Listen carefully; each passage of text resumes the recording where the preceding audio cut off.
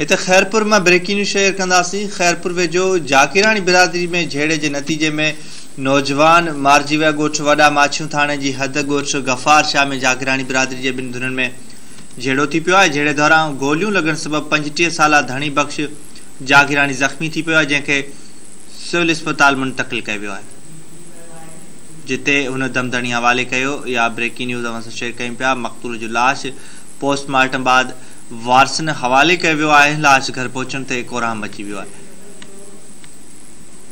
खैरपुर में breaking news असां share कयूं पिया। खैरपुर वेझो जाकिराणी बिरादरी में झेड़े के नतीजे में नौजवान मारिजी वियो आहे। अपडेट मालूम कंदासीं। खैरपुर जो रिपोर्टर शबीर फलियो टेलीफोन लाइन ते मौजूद। शबीर, आगाह कजो इन हवाले सां।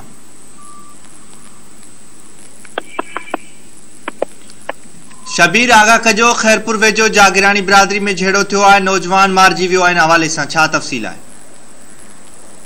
जी बिल्कुल, जाकिराणी बिरादरी में जो झेड़ो थियो उन खैरपुर लगे गफ़ार शाह में जवाबदार पर गोलियूं हणी जो जख्मी कयल नौजवान उन अस्पताल में खणी आया, जो दम धनी हवाले करे छॾियो आहे, पोइ थी वियो आहे। तव्हां ॼाणींदो न खैरपुर भरिसां ॻोठ गफ़ार शाह में धनी बख़्श जाकिराणी खे मुखालफ़नि जो पासो गोलियूं हणी ऐं ज़ख़्मी करे छॾियो वियो ऐं उनखे गनती जोगी हालत में जो पासो पुलिस अस्पताल मुंतक़िल कयो, जिते उहो ज़ख़्मनि जा सूरत सां पोइ थी वियो आहे। जी ठीकु आहे, वॾी महिरबानी शबीर फलियो तफ़सील ॾिनो।